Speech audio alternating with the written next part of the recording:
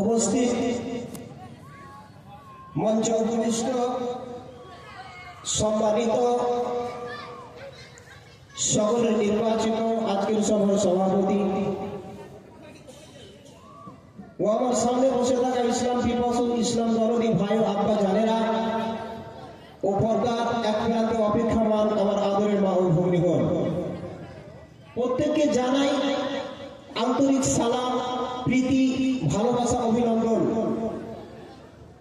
সর্বোপরি সেই মহান রব্বুল ইজ্জাতের কৃতজ্ঞতা জ্ঞাপন করি, যিনার অশেষ কৃপায় অশেষ রহমতে আজকে এক দীর্ঘদিনের প্রচেষ্টায় আপনারা এক দিনই সভার আয়োজন করতে পেরেছেন। এই সভায় আলোচনা শুরু হয়ে গিয়েছে। উক্ত সভায় আমরা বক্তা শ্রোতা প্রত্যেককে উপস্থিত হতে পেরে আমরা গর্ববোধ করে সেই মহান সত্য রব্বুল ইজ্জাতের শুকরিয়া আদায় করি। অন্তরে অন্তরস্থল থেকে কৃপণতা না করে মহব্বতের সহিত একবার উচ্চস্বরে বলি আলহামদুলিল্লাহ।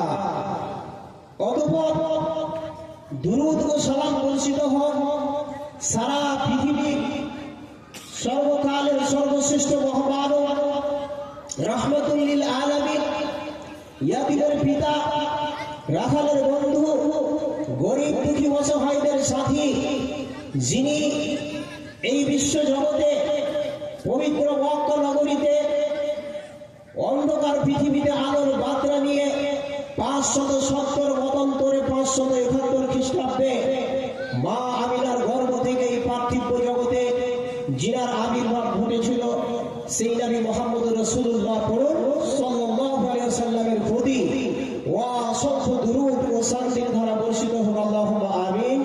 আল্লাহুম্মা সাল্লি আলাইহি, আল্লাহুম্মা বারিক আলাইহি। ভাই সকল, আমি আপনাদের সম্মুখে গ্রন্থ মুকুট আল কোরআনুল কারীম থেকে দুই জায়গা থেকে দুইটি আয়াতে কারিমা পরিবেশন করেছি। একটি হচ্ছে সূরা আল ইমরান থেকে 31 নম্বর আয়াত এবং সূরাতুত তাওবা থেকে 24 নম্বর আয়াত। এই দুটি আয়াতকে পরিবেশন করেছি। ইনশাআল্লাহুল আজিজ উক্ত আয়াতগুলিকে কেন্দ্রে রেখেই গুরুত্বপূর্ণ কিছু কথা বলে আমি আমার বক্তব্য শুরু করতে যাচ্ছি। ভাই সাউন্ড আওয়াজটা ঠিক করো, বেশি বক্স মারছে মনে হচ্ছে, আওয়াজটা পরিষ্কার হয়। আজকে যে সম্পর্কে আয়াত পরিবেশন করেছি, উক্ত পরিবেশিত আয়াতের বিষয়বস্তু হিসাবে আমি যেটা মনে করি সেটা হচ্ছে আল্লাহ এবং তার রাসূল সাল্লাল্লাহু আলাইহি ওয়াসাল্লামের প্রতি সাহাবীদের ভালোবাসা কিরূপ ছিল। এটা হচ্ছে কবর ইসলামের উন্নতি কল্পে জালসা। আমাদের একটা জিনিস মাথায় রাখতে হবে, আমরা আমাদের এই পশ্চিমবঙ্গ বলে নয়, জালসা মাহফিল যেখানে হয় অধিকাংশ জায়গাতে এরকমই জালসা হয়। হয় কবর ইসলামের উন্নতি কল্পে, মাদ্রাসার উন্নতি কল্পে, মসজিদের উন্নতি কল্পে, ঈদগাহের উন্নতি কল্পে, এইরকম ভাবে অধিকাংশ প্রোগ্রাম অধিকাংশ জালসা হয়।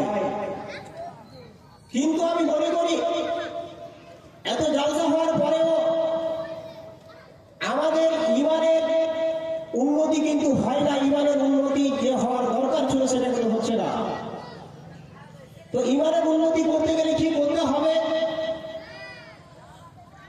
আল্লাহ এবং আল্লাহর রাসূলকে ভালোবাসতে হবে। তাহলে আপনার যে কবরের উন্নতি কল্পে জালসা, ওই কবরে যে ব্যক্তিকে শায়িত করা হবে, ওই ব্যক্তি কবরের আযাব থেকে নিষ্কৃতি পাবে যদি আল্লাহ এবং আল্লাহ রাসূলকে আপনি ভালোবাসেন। আজকের বিষয় হচ্ছে আল্লাহ এবং তার রাসূল সাল্লাল্লাহু আলাইহি ওয়াসাল্লামের প্রতি সাহাবীদের ভালোবাসা কিরূপ ছিল। আসুন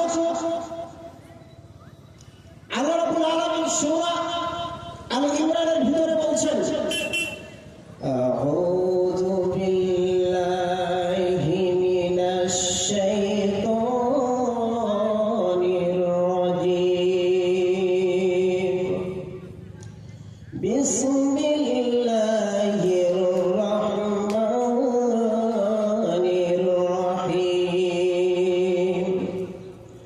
قل إن كنتم تحبون الله فاتبعوني يحببكم الله ويغفر لكم ذنوبكم والله غفور رحيم আল্লাহ রাব্বুল আলামিন বলেন হে নবী قل আপনি বলে দিন ইন কুনতুম তুহিব্বুনাল্লাহ ফাত্তাবিউনি ইউহিব্বুকুমুল্লাহ ইন কুনতুম তুহিব্বুনাল্লাহ যদি তোমরা আল্লাহকে ভালোবাসো ফাত্তাবিউনি তাহলে নবী মুহাম্মদুর রাসূলুল্লাহ সাল্লাল্লাহু আলাইহি ওয়াসাল্লামের অনুসরণ করো ইউহিব্বুকুমুল্লাহ তাহলে তোমরা আল্লাহর ভালোবাসা পাবে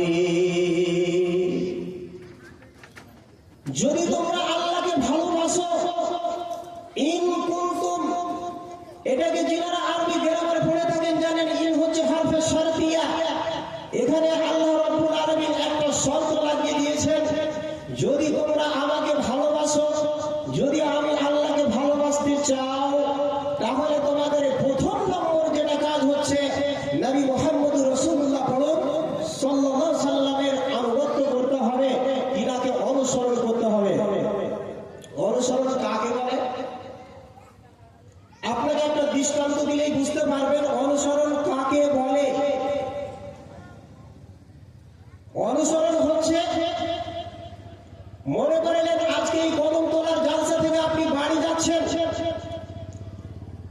বাড়ি যাওয়ার সময় আপনি আপনার সামনে একজন রয়েছে তার কাছে টর্চ বা লাইট রয়েছে আপনি তার পিছনে যাচ্ছেন আপনার কাছে কিন্তু টর্চ নেই কিছুই নেই আপনি যে যাবেন তো অবশ্যই তাকে অনুসরণ করে যাবেন না ভাই বুঝতে পারছেন না অন্ধকার রাত্রি ও টর্চ মেরে যাবে আপনি ওর পিছনে পিছনে অনুকরণ করে যাবেন ও যাচ্ছে কোথায় আপনি যদি ও ডান দিকে যায় আপনি বাম দিক দিয়ে যান তাহলে কিন্তু অ্যাক্সিডেন্ট হবে কি হবে না কথা বুঝতে পারছেন তো যেতে হবে আমাদেরকে ওকে অনুকরণ করে ওর পিছনে পিছনে এটাকেই বলছে অনুকরণ করা এটাকেই বলা হচ্ছে অনুসরণ করা নবী মুহাম্মদ রাসূলুল্লাহ সাল্লাল্লাহু আলাইহি সাল্লামকে ওই রকম ভাবে অনুসরণ করতে হবে যেমন আপনি ওর পিছনে পিছনে যাচ্ছেন বন্ধুরা আমার রাসূলুল্লাহ সাল্লাল্লাহু আলাইহি সাল্লামের সাহাবীরা বিশ্ব নবীকে কিরকম ভাবে অনুসরণ করেছিলেন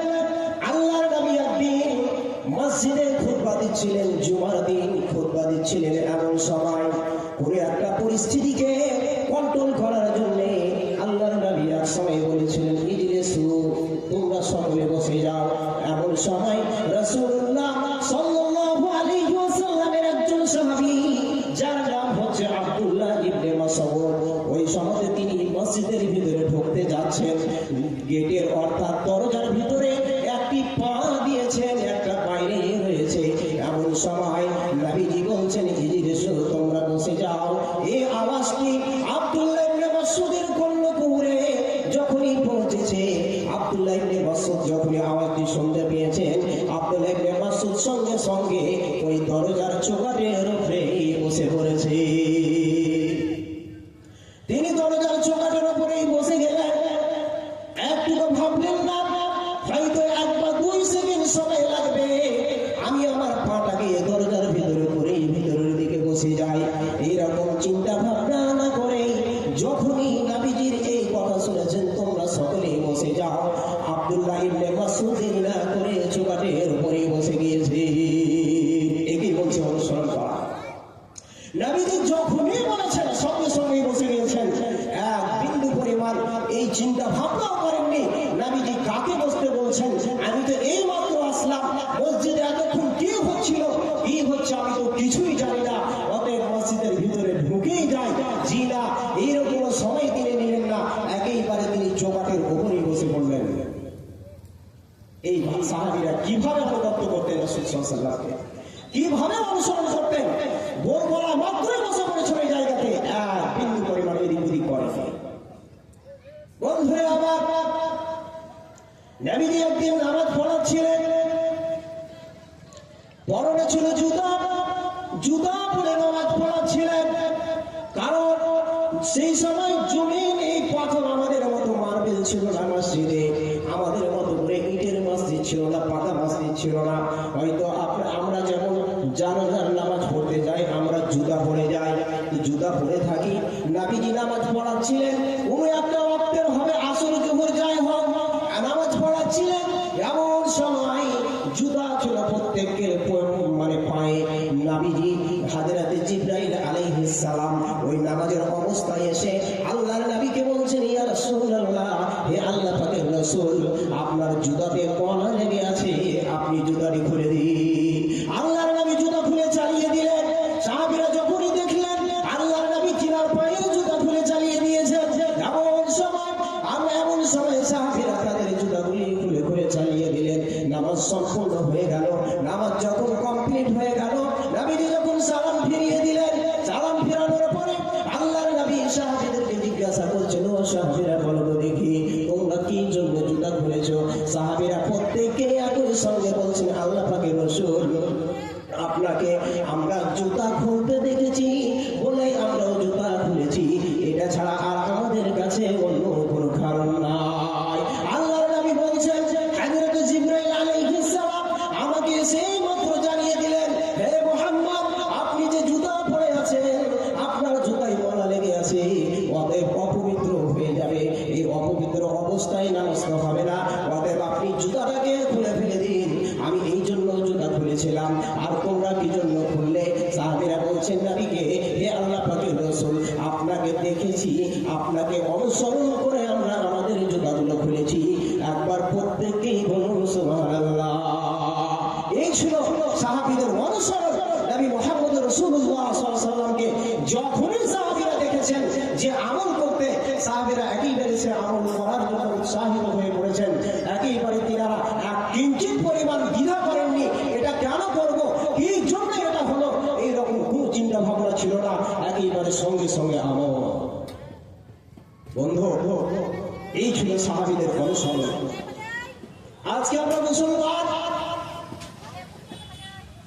কোন একটা কোরআন বা হাদিসের যদি আলোচনা হয়, আপনার বিবেকের যদি বিরুদ্ধে যায়, তাহলে আপনি আমি কি করি, এটা কেন হবে, এটা এরকম করলে কেন হতো, কেন হবে না, আমরা এইরকম মন্তব্য করে থাকি। কিন্তু সাহাবীরা এক কিঞ্চিত পরিমাণ কোন মন্তব্য করতেন না। আল্লাহ রাসূল সাল্লাল্লাহু আলাইহি ওয়াসাল্লাম করেছেন মানে আমাকে করতে হবে, এটাই হচ্ছে তাদের রীতি, এটাই হচ্ছে তাদের নিয়ম, এটাই হচ্ছে রাসূল সাল্লাল্লাহু আলাইহি ওয়াসাল্লামকে অনুসরণ করা। তারা এক কিঞ্চিত পরিমাণ বিন্দু মাত্র তারা মনের ভিতরে এরকম ধারণা রাখেনি, এটা আমরা করবো কেন। বন্ধুরা আমার, হযরত ওমর রাদিয়াল্লাহু তাআলা আনহু কাবার চত্বরে ঘুরছে, আর এমন সময় ঘুরতে ঘুরতে হাজারে আসওয়াদ পাথরের দিকে দেখছেন, আর বলছেন, ওরে পাথর, তুই একটা পাথর ছাড়া কিছু নস, তোর ব্যাপারে আমার অভিজ্ঞতা রয়েছে, তোর ব্যাপারে আমার আকীদা রয়েছে, তুই একটা পাথর, তুই আমার ক্ষতিও করতে পারবি না, আমার কোনো উপকারও করতে পারবি না, তবে আমি তোকে চুমা এই জন্য দিচ্ছি, আমার নবী মুহাম্মদুর রাসূলুল্লাহ সাল্লাল্লাহু আলাইহি ওয়াসাল্লাম চুমা দিয়েছে বলে আমি তোমাকে চুমা দিচ্ছি, নইলে আমি তোমার মতো পাথরকে চুমা দিতাম না। কোনো কথা নাই, এই পাথরকে কেন চুমা দিব এরকম কোনো প্রশ্ন নেই। সাহাবীরা আল্লাহ রাসূল সাল্লাল্লাহু আলাইহি ওয়াসাল্লাম চুমা দিয়েছেন বলে আমাকে দিতে হবে, এটাই হচ্ছে শেষ কথা, আর এখানে কোনো প্রশ্ন নেই। রাসূল সাল্লাল্লাহু আলাইহি ওয়াসাল্লামের সাহাবীরা প্রত্যেকটা বিধানকে মেনে নিয়েছেন। রাসূল সাল্লাল্লাহু আলাইহি ওয়াসাল্লাম যা বলেছেন এক বিন্দু পরিমাণ তাদের ভিতরে সংকোচ বোধ, সন্দেহ, দ্বিধা কিছুই ছিল না। রাসূল বলে দিয়েছেন মানে মানতেই হবে। বন্ধু, সাহাবীরা তো আমাদের মতো 14 পিঢ়ি থেকে তো মুসলমান নন, এনারা জাহিলি যুগ থেকে উঠে এসে ইসলাম কবুল করেছেন। কত রকমের জাহিলিয়াতের যুগে অবৈধ কার্যকলাপ ছিল, এই অবৈধ কার্যকলাপ থেকে উঠে এসেছেন সাহাবীরা, ইসলাম কবুল করেছেন। তাদের ঈমান কত তাজা গো দেখুন তো, এনারা কোনো জায়গাতে একটু মত পার্থক্য হলেই রাসূল সাল্লাল্লাহু আলাইহি ওয়াসাল্লামকে না জানা সাল্লাল্লাহু আলাইহি ওয়াসাল্লামের কাছে এসে জানতেন, জানার পরে সেই কাজটা করতেন। আগে আমি জানি তারপরে আমি করবো, তার আগে নয়। আল্লাহ রাসূল সাল্লাল্লাহু আলাইহি ওয়াসাল্লামের একজন সাহাবী যার নাম হচ্ছে মারসাদ ইবনে আবি মারসাদ। এই হাদিসটি ইমাম তিরমিজি রাহমাতুল্লাহ আলাইহি কিতাবুন নিকার ভিতরে এনেছেন। আবু দাউদ নাসাই শরীফে হাদিসটি রয়েছে। এই মারসাদ ইবনে আবি মারসাদ আল্লাহ রাসূল সাল্লাল্লাহু আলাইহি ওয়াসাল্লামের কাছে তিনি এসে ইসলাম কবুল করলেন। ইসলাম কবুল করার কিছুদিন পরেই মনের ভিতরে যেন একটা সন্দেহ জেগে রয়েছে, মনের ভিতরে একটা দ্বিধাদ্বন্দ্ব লেগে রয়েছে। কিসের? আমি ইসলাম পূর্ব যুগে যখন ইসলাম কবুল করিনি, এমন কোন অপরাধমূলক কাজ ছিল না যেটা এই মারসাদে দাঁড়াতে হয়নি। খুব ডেঞ্জার লোক ছিল মারসাদ। বড় বড় অপরাধমূলক কাজ আমি করেছি, এমন একজন লোক আমি। তো মনের ভিতরে শুধু একটাই চিন্তা, আল্লাহ পাক কি আমাকে ক্ষমা করবেন এত বড় বড় যে পাপ করেছি? তো রাসূল সাল্লাল্লাহু আলাইহি ওয়াসাল্লামের কাছে আরো অন্য সাহাবীরা আসতেন, এসে জিজ্ঞাসা করতেন। মারসাদ সাল্লাল্লাহু আলাইহি ওয়াসাল্লামকে জিজ্ঞাসা করছেন, আল্লাহ পাকের রাসূল এত বড় বড় গুনাহ করেছি, মাফ হবে? আল্লাহ রাসূল বলেছেন, মারসাদ, কেউ যখন অন্য কাস্টের লোক, অন্য ধর্ম থেকে এসে ইসলাম কবুল করে নেয়, তখন আল্লাহ রাব্বুল আলামিন তাকে এতটাই নিষ্পাপ করে দেন, যেমন একটা বাচ্চা সদ্যজাত শিশু জন্মগ্রহণ করেছে, কেবলমাত্র তার গুনাহ নেকি কিছুই নেই, আল্লাহ পাক সেই রকম করে দেয়। মারসাদ, চিন্তার কোনো কারণ নেই। তারপরে আল্লাহ রাসূল বলেছেন, মারসাদ, তুমি যে সব অপরাধমূলক কাজগুলি করেছিলে তার ভিতরে সব থেকে কোন কাজে বেশি পারদর্শী ছিলে একটু বলো না? মারসাদ ইবনে আবি মারসাদ বলেছেন, আল্লাহ পাকের রাসূল, এমন কোন কাজ ছিল না ওই কাজগুলি আমি মারসাদের দাঁড়াতে হয়নি, সব রকমের কাজ আমি করেছি। হে আল্লাহ পাকের রাসূল, ওই কাজগুলির ভিতরে সব থেকে যেই কাজটি আমি বেশি পারদর্শী ছিলাম, যেই কাজের প্রতি বেশি এক্সপার্ট ছিলাম, যেই কাজে বেশি আমার ধারণা ছিল, হে আল্লাহ পাকের রাসূল, আমি চুরি বিদ্যায় বেশি পারদর্শী ছিলাম। আমি যখন কারো বাড়িতে ঢুকে যেতাম, আমি চুরি করে নিয়ে আসতাম, আমাকে কোনোদিন কেউ ধরতে পারেনি। আল্লাহ পাকের রাসূল, এই চুরি বিদ্যাটাই বেশি আমি পারদর্শী ছিলাম। আল্লাহ রাসূল বলছেন, মারসাদ, ঠিক আছে, তোমাকে একটা কাজের আমি দায়িত্ব দিলাম।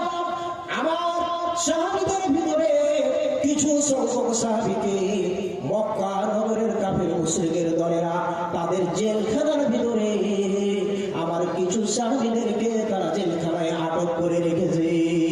ও মারসাদ, তুমি যাবে, আর যাওয়ার পরে আমার ওই সাহাবীদেরকে, ওই মক্কা নগরের কাফের মুশরিকদের জেলখানায় বন্দী সাহাবীদেরকে তুমি যাবে, আর গিয়ে তাদেরকে ছুটিয়ে নিয়ে আসবে, তাদেরকে একটা একটা করে তুমি নিয়ে আসবে। এই দায়িত্ব আমি তোমাকে দিলাম।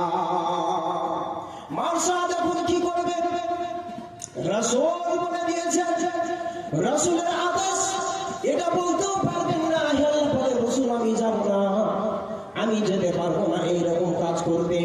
বন্দীগুলোকে ছুটিয়ে নিয়ে আসবো, বন্দীগুলোকে জেলখানা থেকে ছাড়িয়ে নিয়ে আসবো, তারা আমার প্রতি আক্রমণ করবে, আমি যাব কি করে একা? তারা প্রত্যেককে আমার প্রতি আমাকে ঘেরাও করবে, কোনো কথা নয়। রাসূল আদেশ করেছেন, রাসূল যেতে বলেছেন। মারসাদ ইবনে আবি মারসাদ তিনি যেন বেরিয়ে পড়লেন। এক পা দু পা করতে করতে করতে করতে করতে করতে যখন মক্কা নগরীতে পৌঁছেছেন রাতের বেলা, এই রাত তবে চাঁদনি রাত, আপনার জ্যোৎস্নার আলো জ্বলছে, মানুষ যদি হেঁটে যায়, যদি তাকে চিনাও না যায়, তবে কম করে বোঝা যাবে যে কোনো মানুষ হেঁটে যাচ্ছে। এরকম একটা রাত্রি, আপনার পূর্ণিমা চাঁদের রাত্রি ভাবে হেঁটে যাচ্ছেন। বন্ধুরা আমার, মারসাদ ইবনে আবি মারসাদ যখনই মক্কা নগরীর গলি দিয়ে যখন মক্কাতে গিয়ে পৌঁছেছেন, এমন সময় একজন মহিলা যার নাম হচ্ছে আনাকা, ওই মহিলা দূর থেকে যেন চিনে ফেলেছে, যেন মারসাদ নাকি। ও ডাক দিয়ে বলছে, কে? মারসাদ। মারসাদ বলছে, হ্যাঁ আমি। বলবেন মুরবি সাহেব, মহিলা কেন মারসাদকে ডাকলো? ইসলাম পূর্ব যুগে এই মারসাদ ইবনে আবি মারসাদ যখন ইসলাম কবুল করেনি, এই ইসলাম পূর্ব যুগে এই মারসাদ ইবনে আবি মারসাদের সাথে আনাকা নামী মহিলার সম্পর্ক ছিল, প্রেম প্রীতি ভালোবাসা ছিল। আনাকা যখনই দেখে ফেলেছে এই তো মারসাদ, এমন সময় আনাকা বলছে,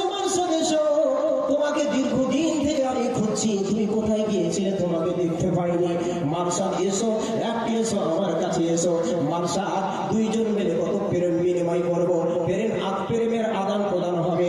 তোমাকে কতদিন দেখিনি, তোমার গুরুত্বের ব্যথায়, তোমার বিরহ ব্যথায় আমি ব্যথিত হয়ে পড়েছি। আমার অন্তরটা যেন অন্তরটা কুড়ে কুড়ে খাচ্ছে, আমি যেন শেষ হয়ে গিয়েছি। তোমার বিরহ ব্যথায় নিজেকে আর ধরে রাখতে পারিনি। সেই কতদিন থেকে তোমাকে দেখি নাই। মাকসাদ এসো, এক জায়গাতে বসে আমরা দুইজন মিলে কথা বলবো। এইভাবে করে আনাজানানি মহিলাদের পার পার পার পার করে মাকসাদকে ডাকতেছে কাছে। মাকসাদ বলতেছে, ও আমাকে শুনে দাও, আমি এখন আর সেই মাকসাদ নই যে জাহিলিয়াতের যুগে তোমার সাথে আমার সম্পর্ক ছিল। এই মাকসাদ আমি নই, আমি এখন হচ্ছে রাসূল সাল্লাল্লাহু আলাইহি ওয়াসাল্লামের মাকসাদ, অর্থাৎ আল্লাহর নবীর হাতে হাত রেখে ইসলাম কবুল করেছি। এখন আর তোমার ডাকে আমি সাড়া দেব না। ভাই ভাই দেখবেন, কোন ছেলে যদি কোনো মেয়েকে প্রেম করে, এই প্রেম ভালোবাসা তাদের সম্পর্ক 2-1 বছর চলতে চলতে চলতে হঠাৎ যদি ব্রেকআপ হয়ে যায়, হঠাৎ করে যদি সেটা ছুটে যায়, হয় ছেলের পক্ষ থেকেই হোক অথবা মেয়ের পক্ষ থেকেই হোক, যার পক্ষ থেকেই হোক, যখনই এদের মধ্যে ব্রেকআপ হয়ে যাবে, সেই সময় দেখবেন যে যাকে ছেড়ে দেওয়া হলো সে তার প্রেমিক বা প্রেমিকা যেই হোক তার ক্ষতি করার চেষ্টা করবে। ঠিক না ভাই? বুঝতে পারছেন না কথা? তার ক্ষতি করার চেষ্টা করবে। আপনারা কথা করে বলছেন, এখন রাত করে এসছেন না বিবি মানা করেছে? মনে হয় বিবি মানা করেছে। এক পুলিশের জালসা করতে করতে বলছে, যারা বিবির কথা শুনো তারা একদিকে হয়ে যাও, যারা বিবির কথা শুনো না তারা একদিকে হয়ে যাও। তো উঠে উঠে সবাই প্রায় একদিকে, মানে বিবির কথা শুনে এই দলটাই ভারী, মাত্র একটা লোক যাচ্ছে। তো মৌলভী সাহেব নারায় তাকবীর আল্লাহু আকবার মাশাআল্লাহ, বুঝতে পারছেন ওকে দোয়া দিচ্ছে যত দেওয়ার, মানে যাকে একটা লোক তো পাওয়া গেছে। ওকে জিজ্ঞাসা করছে, ভাই সব ওদিকে তো তুমি এদিকে কেন? তার মানে তুমি বিবির কথা শোনো না। কি বলছে জানেন? আমি যখন জালসাতে আসছিলাম শুনেছি খুব বড় বক্তা আসছে বাংলাদেশ থেকে, তো যাকে একটু জালসা শুনেই আসে। তো বিবি বলছে তোমার শরীর অসুস্থ, তো যেও না। তো বললাম না, যাই একটু জালসা শুনেই আসি। তো বিবি বলেছে যেদিকে ভিড় হবে তুমি সেদিকে যাবে। কি বুঝলেন? দল তো ভারী ওদিকেই, তো আমাকে যে যেতে ওদিকে নিষেধ করেছে, তো আমি এদিকেই থাকি। তো আপনাকে বলতে চাইছি, মনে হয় বাড়িতে বিবিরা মানা করেছে যে না জালসা দিকে খবরদার, পুলিশের কিছু বললে উত্তর করবে না, যা বলবে শুনে চলে আসবে। হ্যাঁ কিছু বলা দরকার নেই। কি ভাই হাসছেন কেন? বুঝতে পারছেন? কথা বলতে হবে। যেটুকু জিজ্ঞাসা করছি অতটুকুই বলেন। আপনাকে হাদিস, সেখানে আমি বুখারী শরীফের হাদিস চাইছি না আপনাকে শুনতে, আপনি হ্যাঁ বলে এতটুকু কথা বলেন, বেশি বলতে হবে না। আর আপনাদের এই সামনে জায়গাটা ফাঁকা রেখেছেন, এই যে ভলেন্টিয়ার ভাই এখানে, এই চটটাকে সামনের দিকে এগিয়ে লোককে সামনের দিকে রাখবো, এই যে এখানে বসান, মানে পিছনে বসে আছে ওরা আমার কথা বুঝতেই পারছে না। আপনাদের কোনো একজন ভাই এসে এই জায়গাটা ঠিক করে দেন, আর আপনারা একটু সামনের দিকে আমি তাহলে দেখবেন ওই জায়গাটাতে বসবেন। ওই ভাই, ওই যে দাদা আপনি লাল চাদর পরে আছেন, একটু এসে এটা ঠিক করে দেন তো। হ্যাঁ, আর ঠিক করে দেন। হ্যাঁ, আর একটু আপনারা একটু আর কষ্ট দিয়ে কি, হ্যাঁ একটু চলে আসেন সামনে, চলে আসেন। আর বাকি বক্তারা এসে আপনারা ডিস্টার্ব করবে না, মানে যদি পিছনে থাকেন আবার ওরা এসে বলবে যে উঠে সামনে আসেন। এখনই চলে আসেন, একবারই ঝামেলা পান, মানে জায়গা গরম হয়ে গেলে আমার করতে ইচ্ছা করবে না। চলে আসেন তো, ওই যে বাকি মুরব্বী পিছনে আসেন, চলে আসেন, চলে আসেন, চলে আসেন, চলে আসেন, চলে আসেন, চলে আসেন, বাকি চলে আসেন, সামনে চলে আসেন। হ্যাঁ চলে আসেন, আস্তে আস্তে চলে আসেন, একদম সামনে বসুন, চলে আসেন। বাকি এদিকে সামনে চলে আসেন, খারাপ লাগছে দেখতে। চলে আসেন, চলে আসেন, চলে আসেন, বাকি আসেন, আসেন, চলে আসেন, সামনে দিকে বসেন। মাশাআল্লাহ, এই তো সুন্দর লাগছে। আসেন, চলে আসেন, আস্তে আস্তে চলে আসেন। তো বলতেছিলাম যে প্রেমিক এবং প্রেমিকা উভয়ের মধ্যে যখন ব্রেকআপ হয়ে যায়, তখন ও চেষ্টা করে যে ক্ষতি কি করে করা যায়। ও এখন আর ভালো চাই না, এতদিন জান দিয়ে দেবে। অনেকেই দেখতে পান না পেপার পত্রিকায়, আমরা লিগাল ভাবে গ্রাম এলাকাতেও দেখতে পাই, কে কাকে ভালোবাসত, ওর বিয়ে অন্য জায়গাতে হয়ে গেছে, দেখেন যে ও ফ্যানে ওই আপনার অন্য লটকে ঝুলে গেছে, বাড়িতে ও তীরে অন্য লটকে ঝুলে গেছে। কি হয় না এরকম? কেন হচ্ছে? মানে আমি ওকে এতটাই ভালোবাসি যে ও চলে গেল, মানে আমি আর পৃথিবীতে থেকে কি করবো? তো আমাকে এখন চাইছে যে মার সাথে এখন আর আর কিছু ক্ষতি করতে হবে। কি করতে হবে? মার্শাল কেন গিয়েছিল? ওই যে বন্দিগুলোকে ছুটিয়ে নিয়ে আসবে, তাই তো? তখন আনাকা এবার কি বলছে? ও মক্কার প্রহরীরা, যারা বন্দিশালাটাকে ঘিরে রেখেছো, তোমরা কান করে শুনে নাও, মদিনা থেকে মার্শাল এসেছে।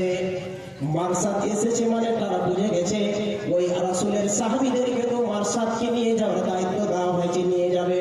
তারা যারা আপনার প্রহরীরা জেগেছিল না, শুয়ে গিয়েছিল। যখন আনাকা মহিলা চিৎকার করে যখন বলে দিল, প্রত্যেককে যেন জেগে গেল।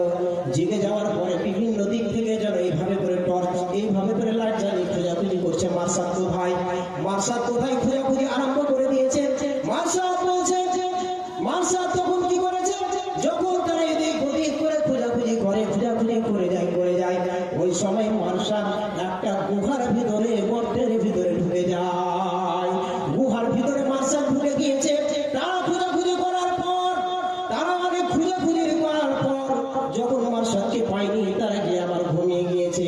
এই মার্শাল ইবনে আবি মার্শাল বলছে, যখন তারা ঘুমিয়ে গেল, তখন আমি বন্দিশালার ভিতরে ঢুকে গিয়ে আমি একটা বন্দিকে কাঁধে করে কিছুটা জায়গা নিয়ে যাওয়ার পর আমি সেখানে তাকে নামিয়ে দিলাম। কাঁধ থেকে নামিয়ে দেওয়ার পর আমি তার শরীরে যে বাঁধনগুলি ছিল সেইগুলোকে আমি খুলে দিলাম। বন্ধুরা আমার, এই মার্শাল ইবনে আবি মার্শাল তার বাঁধনগুলিকে খুলে দেওয়ার পর সে আবার চলে গেল কোথায়? না তো নবী মুহাম্মদ রাসূল সাল্লাল্লাহু আলাইহি ওয়াসাল্লামের কাছে। যাওয়ার পরে আল্লাহ পাকের রাসূলকে পুরো ঘটনা খুলে বললেন। খুলে বলার পর একটা প্রশ্ন করছেন আল্লাহ পাকের রাসূলকে, হে আল্লাহ পাকের রাসূল, আপনাকে আমি একটা কথা জিজ্ঞাসা করতেছি, আপনি বলুন তো দেখি। আল্লাহ পাকের রাসূল আইয়ামে জাহিলিয়াতের যুগে, অজ্ঞতার যুগে একজন মহিলা যার নাম হচ্ছে আনাকা, তার সাথে আমার সম্পর্ক ছিল, তার সাথে আমার প্রেম প্রীতি ভালোবাসা ছিল। আল্লাহ পাকের রাসূল আপনি বলুন তো দেখি, আমি ওই আনাকাকে বিবাহ করতে পারি কিনা? আপনি বলুন, আমি কি ওই আনাকা নবী মহিলাকে বিবাহ করতে পারি? আল্লাহ পাকের রাসূল চুপ থাকলেন। কেন? অপেক্ষা করছেন, আল্লাহর আদেশের অপেক্ষা করছেন। আবার বলছেন, এই মহিলাকে কি আমি বিবাহ করতে পারি? আল্লাহ রাসূল আবার চুপ থাকলেন। হযরত জিবরাইল আলাইহিস সালাম এখন ওহী নিয়ে আসলেন, সূরা নূরের আয়াত সম্ভবত 3 নম্বর আয়াত। কি বলছেন? আয-যানি লা ইয়ানকিহু ইল্লা যানিয়াতান আও মুশরিকা ওয়াজ-যানিয়াতু লা ইয়ানকিহুহা ইল্লা যানিন আও মুশরিক ওয়া হুররিমা যালিকা আলাল মুমিনিন। আল্লাহ রাব্বুল আলামিন আয়াত অবতীর্ণ করে দিলেন। আয়াত অবতীর্ণ করে জানিয়ে দিলেন, হে নবী তুমি বলে দাও, হে নবী আপনি আপনার উম্মতদেরকে বলে শুনিয়ে দিন, এই ঘোষণাটা বলে দিন, আয-যানি অর্থাৎ ব্যভিচারী পুরুষ, লা ইয়ানকিহু বিবাহ করবে না, ইল্লা যানিয়াতান আও মুশরিকা অর্থাৎ একজন ব্যভিচারী পুরুষ, একজন ব্যভিচারিণী অথবা মুশরিকা নারীকে ছাড়া বিবাহ করবে না। ওয়াজ-যানিয়াতু লা ইয়ানকিহুহা ইল্লা যানিন আও মুশরিক এবং একজন ব্যভিচারী পুরুষ অথবা মুশরিক পুরুষ ছাড়া বিবাহ করবে না। ওয়া হুররিমা যালিকা আলাল মুমিনিন আর আল্লাহ রাব্বুল আলামিন মুমিনদের জন্য এটাকে হারাম করে দিয়েছে। তার মানে আল্লাহ নবী বলে দিলেন, হে মার্শাল, ও মার্শাল ইবনে আবি মার্শাল শুনে নাও, এই মহিলা এখন তোমার যোগ্য নয়, কারণ সে তো ইসলাম গ্রহণ করেনি, সে হচ্ছে মুশরিকা, সে হচ্ছে ব্যভিচারিণী। ওদের তাকে ব্যভিচারী অথবা মুশরিক পুরুষ বিয়ে করবে, তোমার মতো মুমিন মার্শাল তাকে বিবাহ করতে পারে না। যদি সে ইসলাম কবুল করে নাই, তবে তোমার জন্য সে জায়েজ হবে। বন্ধু, আপনাকে বলতেছি, রাসূল সাল্লাল্লাহু আলাইহি ওয়াসাল্লামের কাছে সাহাবীরা মার্শাল ইবনে আবি মার্শাল যখনই আনাকার সাথে দেখা হয়েছিল, সে তার প্রেমের জালে ফেসে যেতে পারত, কারণ পূর্বে থেকে যে একটা তার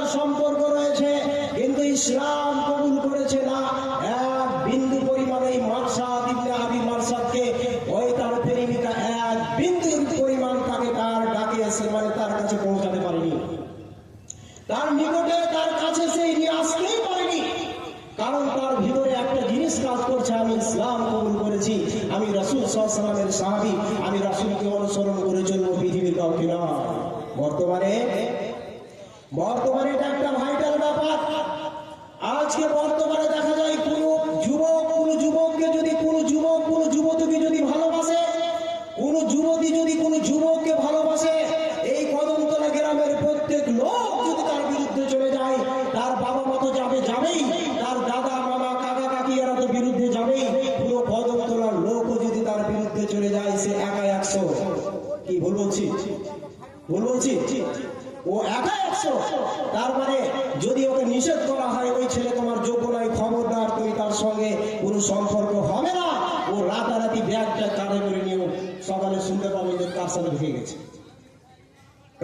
ভেঙে গেছে।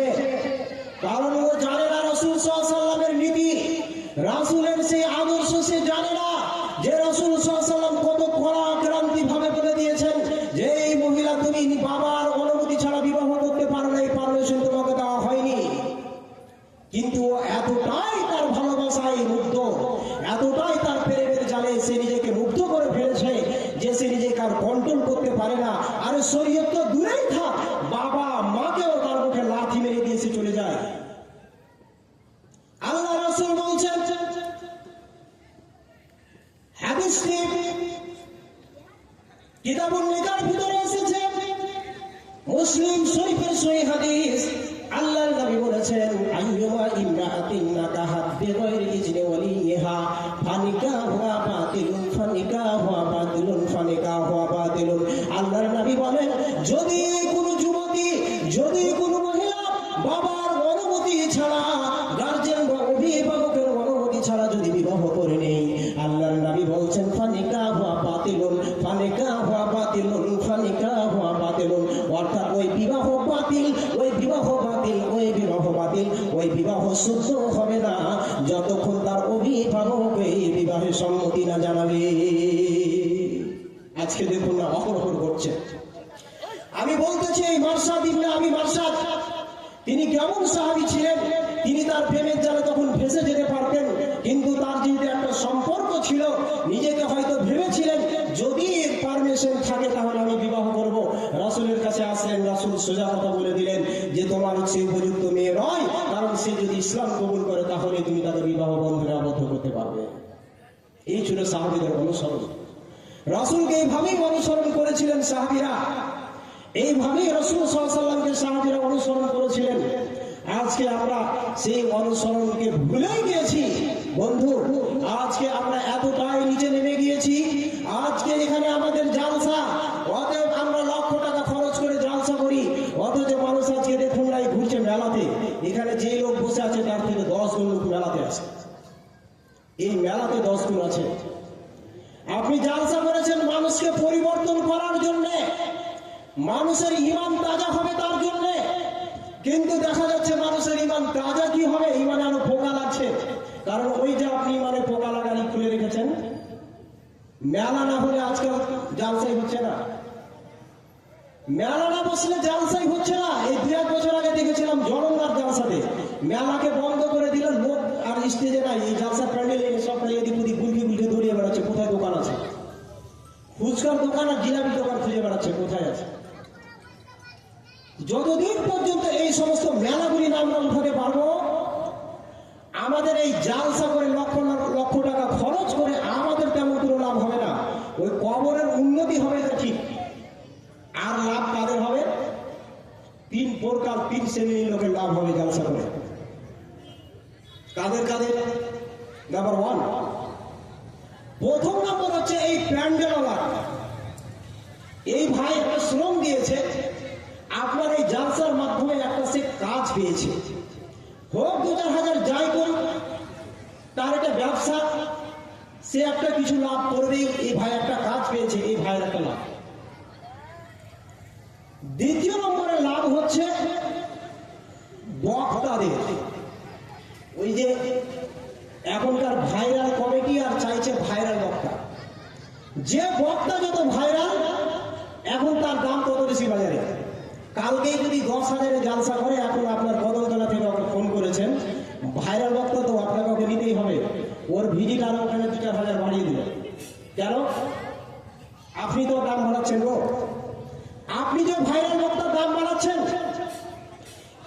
এই শ্রেণীর বক্তাদের একটা লাভ, এই তো ফাঁকা মাঠে জালসা 1.5 ঘন্টা থেকে 2 ঘন্টা করে যাবে, ওর পকেটে 20,000 টাকা করে দিয়ে দেন, উনি চলে যাবে। আপনাকে আমি বলছি, আপনার মসজিদের ইমাম সাহেব এই 2 ঘন্টা এখানে বক্তব্য যে দেয় বক্তারা, আমি যেভাবে কথা বলি আপনাকে একটু এদিক ওদিক যেতে যাচ্ছি, যেতে হচ্ছে, মানুষ একটু তেল মশলা লাগা গেলে কথা শুনে না। জালসা প্যান্ডেলে শুধু হাদিসের তর্জমা করে চলে গেলে একটা মানুষ থাকে উঠে পারে।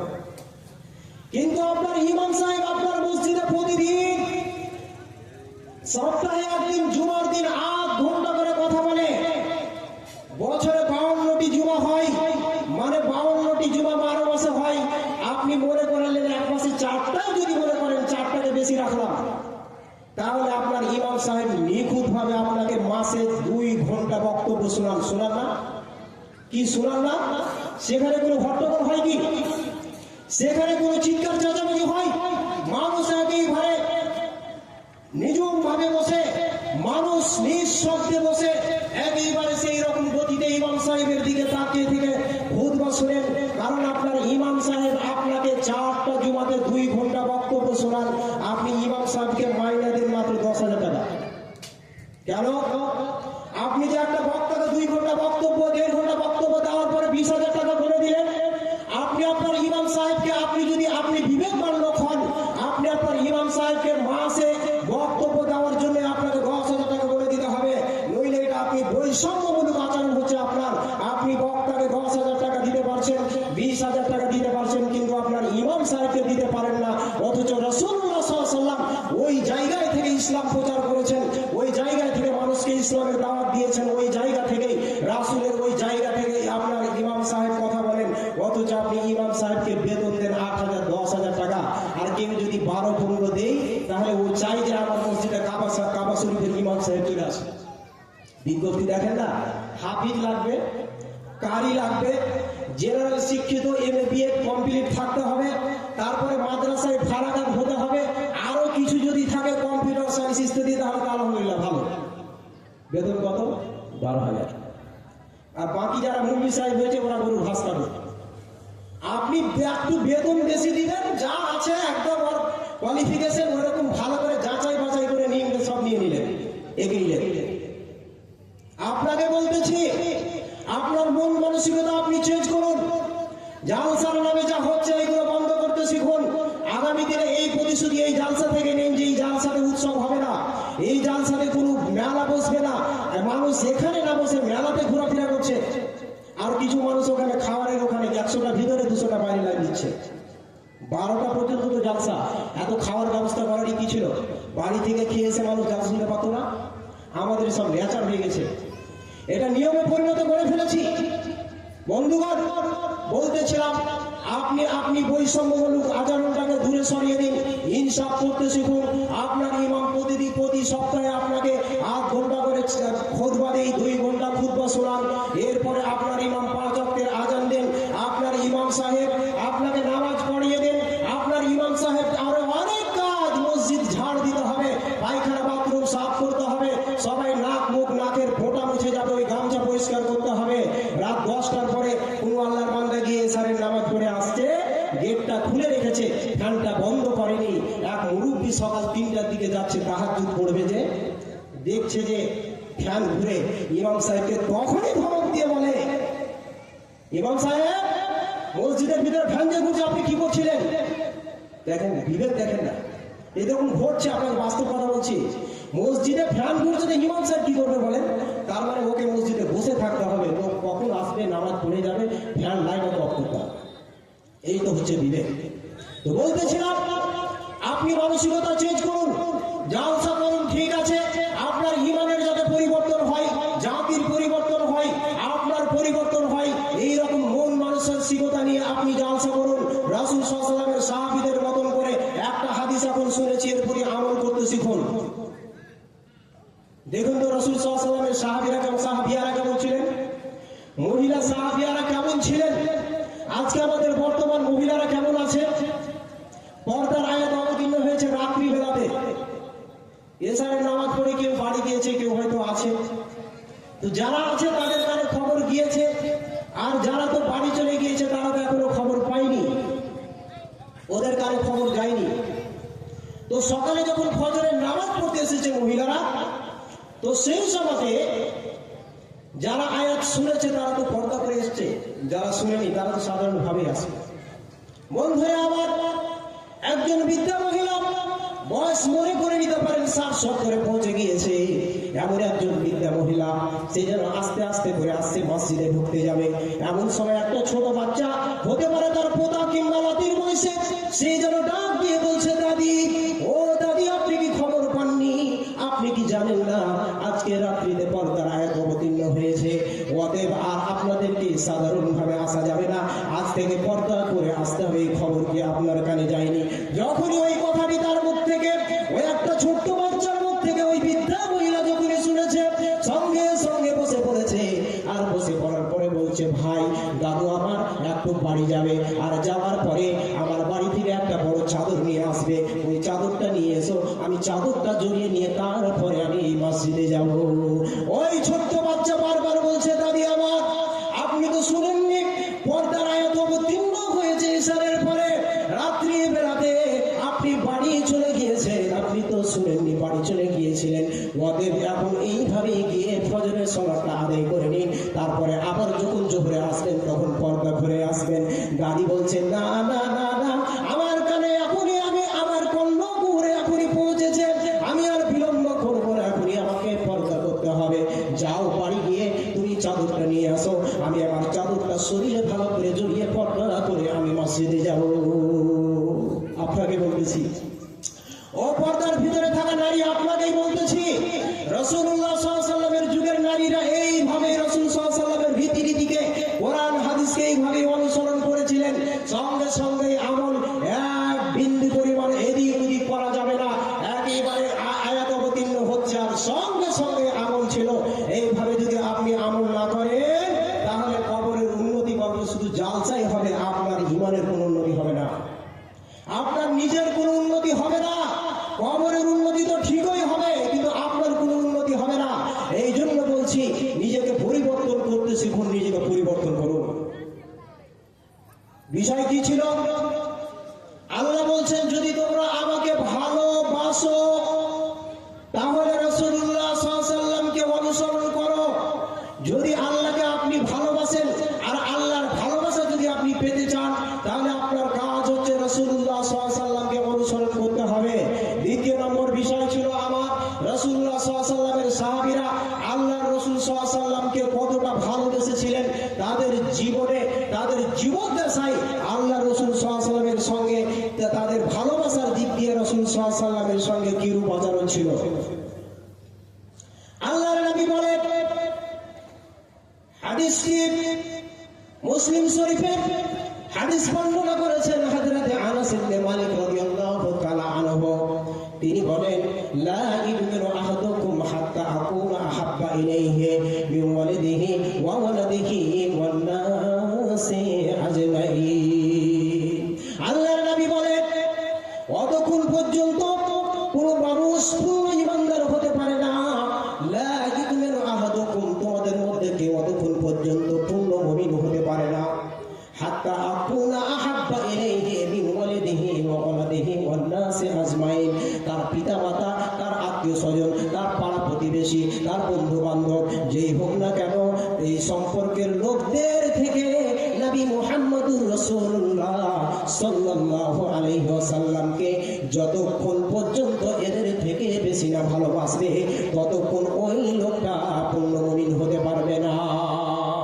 বন্ধুরা আমার, বিশ্বনবী মুহাম্মদুর রাসূলুল্লাহ সাল্লাল্লাহু আলাইহি ওয়াসাল্লাম নয়, যত নবী পৃথিবীতে এসেছিলেন, নবী রাসূল প্রত্যেককে তাদের স্বদেশ ত্যাগ করে অন্য দেশে যেতে হয়েছে, নিজের জন্মভূমিকে ছেড়ে হিজরত করতে হয়েছে। আমাদের নবী তাদের থেকেও আলাদা নন।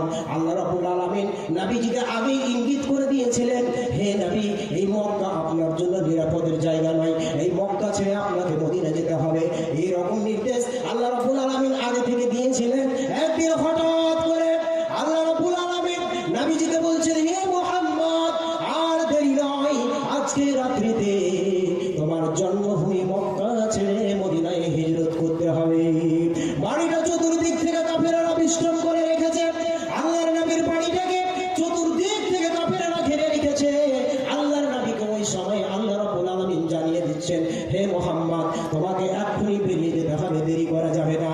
আল্লাহর নবী ভাবছেন আমি তো এখন বেরিয়ে যাব, ঠিক আছে, তবে লোকদের ওই যারা আমার বাড়িটা বেষ্টন করে রেখেছে তাদের এই আমানত যে আছে, আমার অনেকের আমানত আমার কাছে রাখা আছে, হতে পারে মক্কা মদিনা যাওয়ার পর আমি ফিরিয়ে দিতে পারবো, কিন্তু তারা তো সুযোগ নিয়ে আছে আমাকে অপদস্থ করার, আমার বেইজ্জতি করার, তারা তো সুযোগ নিয়ে আছে, একটা সুযোগ পেয়ে যাবে। তোদের মহাব্বতকে খুব ভালো ভেবেছিলাম সে নাকি নবী, কিন্তু আমাদের আমানত ছিল তার কাছে, এই আমানতগুলি নিয়ে সে যেন পালিয়ে গিয়েছে। এরকম যেন না হয়। আল্লাহ নবী সাল্লাল্লাহু আলাইহি ওয়াসাল্লাম হযরত আলীকে ডেকে বললেন, আলী আমার বিছানাতে শুয়ে যাও। এবার নবী মুহাম্মদ রাসূল সাল্লাল্লাহু আলাইহি ওয়াসাল্লাম সূরা ইয়াসিনের একটা আয়াত পড়ছেন, আর এইভাবে হাতে কিছু নিয়ে এইভাবে ছিটিয়ে দিলেন, আর কাফেরেরা আপনার চোখ কসলাতেই থাকলো। আল্লাহ রাসূল সাল্লাল্লাহু আলাইহি ওয়াসাল্লাম বেরিয়ে চলে গেলেন। বন্ধুরে আমার, আল্লাহর নবী বললেন, ওয়াজআলনা মিন বাইনি আইদিহিম সাদ্দাও ওয়া মিন খালফিহিম সাদ্দান ফাআগশাইনাহুম ফাহুম লা ইবসিরুন। এই সূরা ইয়াসিনের আয়াত পড়ে নিলেন, পড়ার পরে নবীজি বেরিয়ে গেলেন। হযরত আলীকে বললেন, আলী রে তুমি আমার বিছানাতে আমার চাদরটা মোড়া করে দিয়ে শুয়ে যাও, আমার চাদরটা মুড়ে নিয়ে তুমি শুয়ে যাও। সকাল যখন হবে রে আলী, এই মালটা হচ্ছে ইয়াতীমের মাল, এটা হচ্ছে বিধবার মাল, এই মালটা হচ্ছে গরিবদের অসহায়দের মাল, এটা হচ্ছে মুখের মাল। এইভাবে করে নবীজি হযরত আলীকে মালগুলি বুঝিয়ে দিলেন, আমানতগুলি বুঝিয়ে দিলেন। আলী তুমি এই মালগুলিকে তাদের কাছে পৌঁছে দিবে, তাদের আমানত আমাকে দিয়েছিল আমানত হিসাবে, এটা তাদের কাছে পৌঁছে দিয়ে তুমি আমার সাথে মদিনায় দেখা করবে। হযরত আলী শুয়ে গেলেন, এক কিঞ্চিত পরিমাণ ভাবলেন না। নবীজিকে মারার জন্য, নবীজিকে হত্যা করার জন্য শত্রু বাহিনী বাড়িটা তো বেষ্টন করে রেখেছে, তারা তো জানে না নবী মুহাম্মদ রাসূলুল্লাহ সাল্লাল্লাহু আলাইহি ওয়াসাল্লামের বিছানায় আমি আলী শুয়ে আছি, সেটা তো তারা জানে না। তারা এসে আমাকেই তো হত্যা করে ফেলে দেবে। হযরত আলী এক বিন্দু পরিমাণ কিন্তু এটা ভাবেননি, আমার বাবার কি হবে, আমার মায়ের কি হবে, আমার সন্তান সন্ততির কি হবে, তাদের কি হবে, আমাকে তো কাফেররা শেষ করে দেবে, কাফেররা দুনিয়া থেকে বিদায় করে দেবে, এইরকমটা আলী ভাবেনি। আলী শুধু এটাই ভেবেছেন, আল্লাহর নবী বলে দিয়েছেন, লা ইউমিনু আহাদুকুম হাত্তা আকুনা আহাব্বা ইলাইহি মিন ওয়ালিদিহি ওয়া ওয়ালাদিহি ওয়ান নাসি আজমাইন। অর্থাৎ নবী মুহাম্মদুর রাসূলুল্লাহ সাল্লাল্লাহু আলাইহি ওয়াসাল্লামকে তো আমি সব থেকে, পৃথিবীর সবাই থেকে ভালোবাসি, আমার বাবার থেকে বেশি, আমার মায়ের থেকে বেশি, আমার স্ত্রীর থেকে বেশি, প্রত্যেকের থেকে বেশি, আমার নিজের জানের থেকে বেশি আমি আলী নবীজিকে ভালোবাসি। অতএব নবীজি আমাকে বলেছেন, আলী রে আমার বিছানাতে শুয়ে যাও, সকাল যখন হবে রে আলী এই মালগুলো বন্টন করে দিয়ে মদিনায় চলে আসবে। আমি আলী রাসূল সাল্লাল্লাহু আলাইহি ওয়াসাল্লামের কথাই আমি চাদরটা উড়ে আমি শুয়ে গেলাম। আল্লাহর নবী বেরিয়ে চলে গেলেন। কাফেররা যখন টের পেয়েছে এ তো নবী নন, এ নবী মুহাম্মদ নয়, এ তো হযরত আলী শুয়ে আছে, তখন কাফেররা ধাওয়া করলো নবীর দিকে। হয়তো নবীজি মদিনার দিকে রওনা দিয়েছে, কাফেররা ধাওয়া করেছে। বন্ধুরে আমার, নবীজি এইভাবে বেরিয়ে পড়লেন, আবু বকরের বাড়ি গেলেন। আপনারা দেখাচ্ছি মহব্বত কেমন রাসূলের প্রতি সাহাবীদের।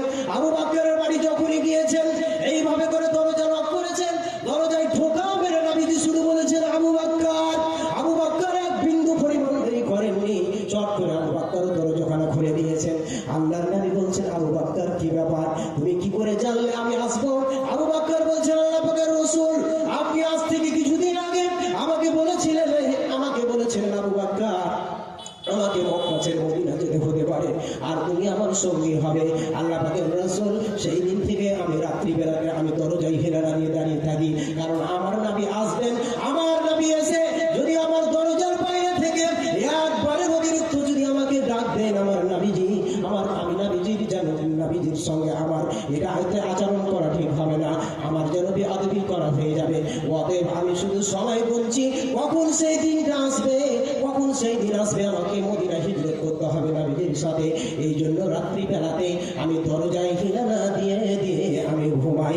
একবার প্রত্যেকে বলুন সুবহানাল্লাহ। এই ছিল হযরত আবু বকর। হযরত আবু বকরকে নিয়ে আল্লাহর যাচ্ছে না। এইভাবে যেতে যেতে যেতে যেতে গাড়ির সুরে আল্লাহর নবী হযরত আবু বকরকে নিয়ে ঢুকে গেলেন, যেখানে 3 দিন কাটিয়েছিলেন গাড়ির সুরে। আল্লাহর নবী যখন ঢুকবেন, হযরত আবু বকর বলছেন, আল্লাহ পাকের রাসূল আপনি একটু পিছনে থাকেন, আমি আগে ভিতরের দিকে যাই, আমি যাওয়ার পরে ঘরটাকে একটু গাড়টাকে একটু পরিষ্কার করে নিই। হযরত আবু বকর ভিতরে গেলেন, যাওয়ার পরে দেখছেন অনেকগুলি যেন ছিদ্র রয়েছে, অনেক গর্ত রয়েছে। হযরত আবু বকর যেন ন্যাকড়াগুলিকে ছিঁড়ে ছিঁড়ে ছিঁড়ে ছিঁড়ে গর্তগুলিতে ঢুকিয়ে দিলেন। আর ঢুকিয়ে দেওয়ার পরে একটা গর্ত যেন ফাঁকা থেকে যায়, আর কিছু দেওয়ার মতো নেই, ওই গর্তটা ঢাকার মতো কিছু নেই। হযরত আবু বকর আল্লাহর নবীকে ডাকলেন আর বললেন, আল্লাহ পাকের রাসূল আমি গর্তটা পুরো গর্তগুলিকে আমি ঢেকে দিয়েছি, আমি পরিষ্কার করে দিয়েছি, আপনি চলে আসুন, আপনি ঢুকে পড়ুন। আল্লাহর নবী ঢুকে গেলেন। আর ঢুকে যাওয়ার পর হযরত আবু বকর ওই যে একটি গর্ত ফাঁকা ছিল, ওই জায়গাতে নিজের পায়ের অর্থাৎ কুল্লা দিয়ে ওই জায়গাটাকে চেপে রাখলেন। হযরত আবু বকর পা দিয়ে ওই গর্তটাকে চেপে রেখেছেন। আল্লাহর নবী ঢুকলেন গাড়ি। আল্লাহ রাসূল সাল্লাল্লাহু আলাইহি ওয়াসাল্লাম আবু বকর রাদিয়াল্লাহু আনহু গুরু বা রানের পরে মাথা দিয়ে শুয়ে গেলেন, একটু আরাম করি, অতি ক্লান্ত শরীর। হযরত আবু বকর বলছেন, আল্লাহ পাকের রাসূল আপনি আরাম করুন। আবু বকর রাদিয়াল্লাহু আনহু গুরু বা রানের উপরে পা দিয়ে আল্লাহ রাসূল আরাম করছেন। আর হযরত আবু বকর ওই যে গর্তে পা দিয়ে রেখেছেন, ভিতরে বিষাক্ত সাপ বিচ্ছু যাই হোক না কেন দংশন করে নিয়েছে, তবু হযরত আবু বকর আল্লাহ রাসূল সাল্লাল্লাহু আলাইহি ওয়াসাল্লামকে উঠাচ্ছেন না। বিষে শরীরটা কাতর হয়ে গিয়েছে। এমন সময় সহ্য করতে না পেরে হযরত আবু বকর রাদিয়াল্লাহু তাআলা আনহু চোখ দিয়ে টপ টপ করে গরম জল পড়ে গিয়েছে। আল্লাহ রাসূল সাল্লাল্লাহু আলাইহি ওয়াসাল্লামের যখন শরীরের কোনো অঙ্গে গরম জল পড়েছে, আল্লাহ রাসূল সাল্লাল্লাহু আলাইহি ওয়াসাল্লাম উঠে গিয়েছেন। যে উঠে যাওয়ার পরে আবু বকরকে দেখছেন, আবু বকর তো কাঁদতেছে। আল্লাহ রাসূল জিজ্ঞাসা করলেন, আবু বকর কি ব্যাপার? আমার পায়ে কেটে নিয়েছে।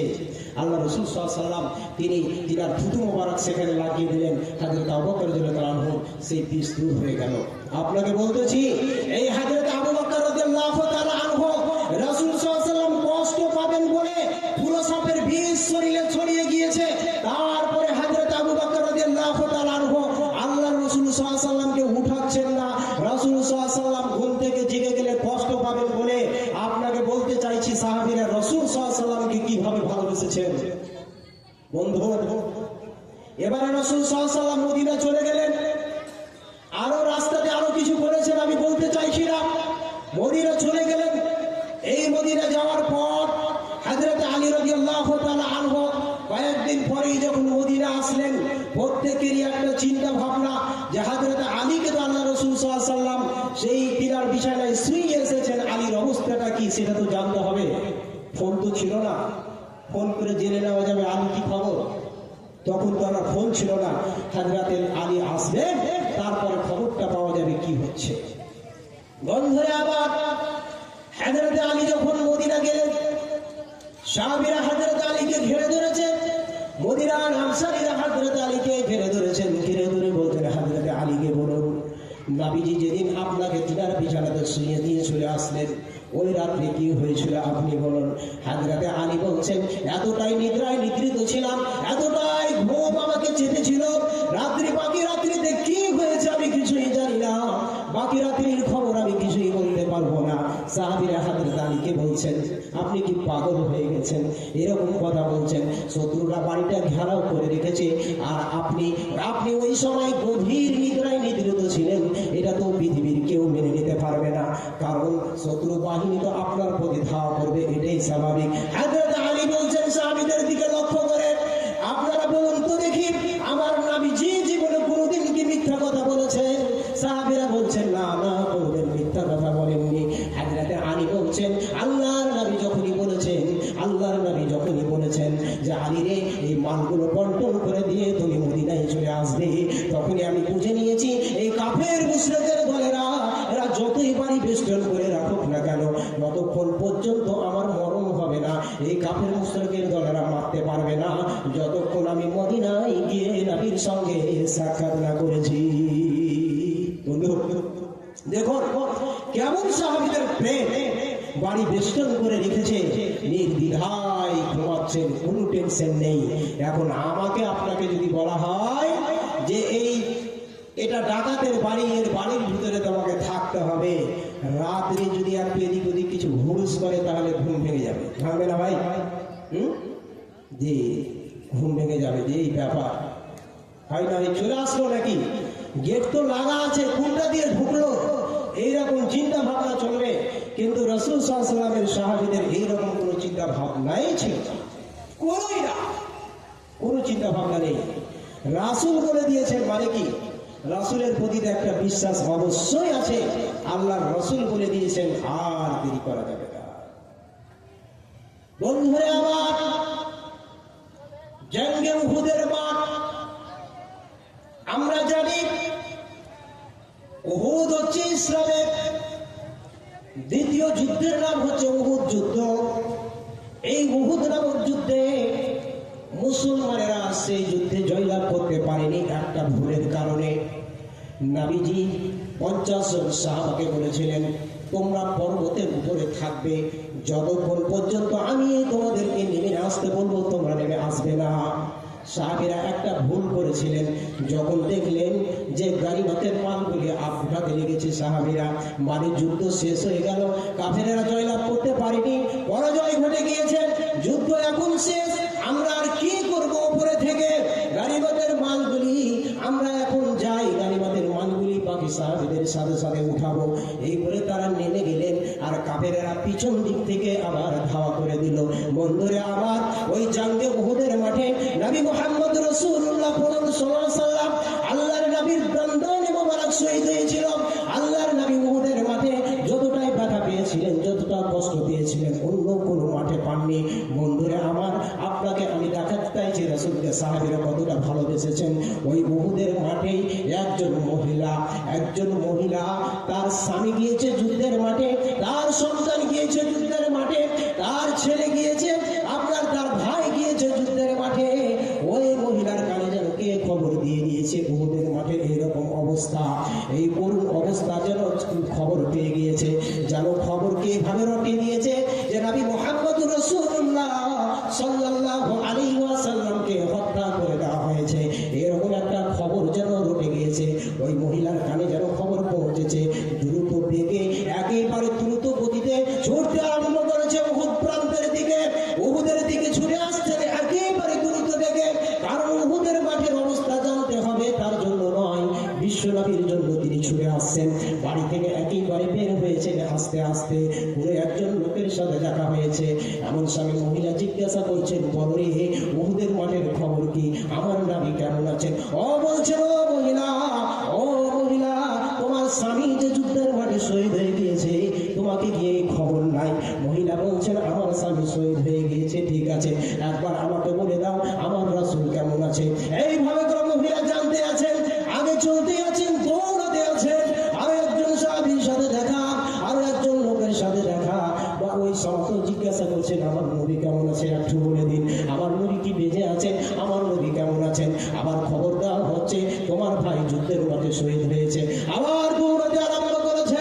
নবীর জন্য এতটাই পাগল, নবীকে এতটাই ভালোবেসেছেন, নবীর জন্য ছুটে যাচ্ছেন, দৌড়াতে আরম্ভ করেছেন নবীর জন্য।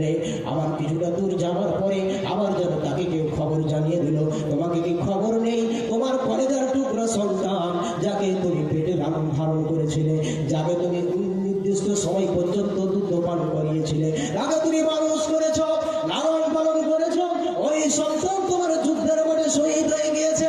ওই মহিলা বলতেছে, আমার সন্তান শহীদ হয়ে যাক, আমার স্বামী শহীদ হয়ে যাক, আমার ভাই শহীদ হয়ে যাক, আমার চিন্তার কোনো কারণ নেই।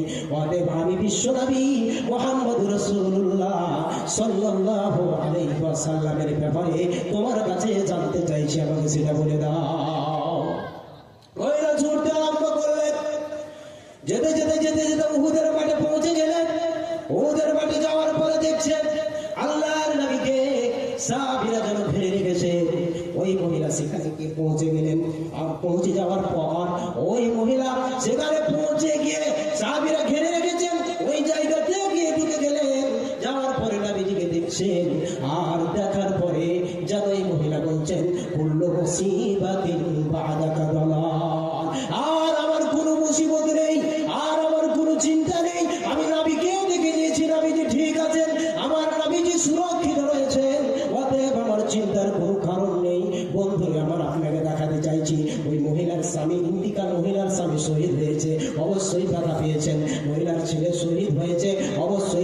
পেয়েছেন, মহিলার ভাই শহীদ হয়েছেন, অবশ্যই ব্যথা পেয়েছেন। কিন্তু আল্লাহ রাব্বুল আলামিন বলছেন সূরা তাওবার ভিতরে, কুল হে নবী বলে দাও, ইন কানা আবাউকুম ওয়া আবনাউকুম ওয়া ইখওয়ানুকুম ওয়া আজওয়াজুকুম ওয়া আশীরাতুকুম ওয়া আমওয়ালুন ইকতারাফতুমুহা ওয়া তিজারাতুন তাখশাউনা কাসাদাহা ওয়া মাসাকিন তারদাউনাহা আহাব্বা ইলাইকুম মিনাল্লাহি ওয়া রাসূলিহি ওয়া জিহাদিন ফি সাবিলিহি ফাতারাব্বাসু হাত্তা ইয়াতিয়াল্লাহু বিআমরিহি ওয়াল্লাহু লা ইয়াহদিল কওমাল ফাসিকিন।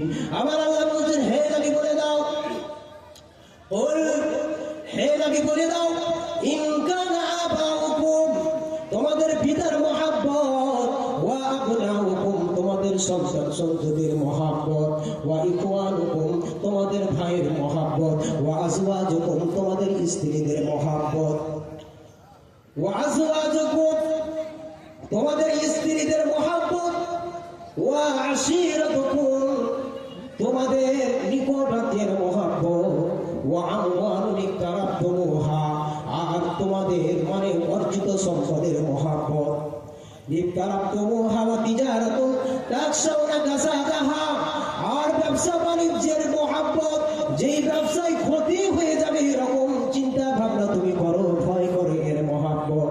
আর কি তোমার সেই বাসস্থান, তোমার সেই বাড়ি, যেই বিল্ডিং এ তুমি বসবাস করো আনন্দের সহিত, এই বাড়ি এই বিল্ডিং এর মহব্বত।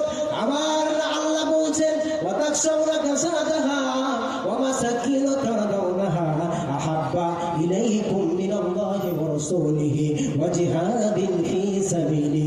যদি এই আটটি জিনিসের মহব্বত আর এই নবী মুহাম্মদের আল্লাহ এবং আল্লাহর রাসূল এবং তার প্রতি জিহাদ, এই মহব্বত তিনটি মহব্বত, এই তিনটি মহব্বতের চেয়ে যদি ওই আটটি মহব্বত যদি তোমার কাছে প্রাধান্য পেয়ে যায়, আবার আল্লাহ বলছেন ফাতারাব্বাসু অপেক্ষা করো হাত্তা ইয়াতিয়াল্লাহু বিআমরিহি আল্লাহর হুকুমের অপেক্ষা করো, মানে আল্লাহর আযাবের অপেক্ষা করো।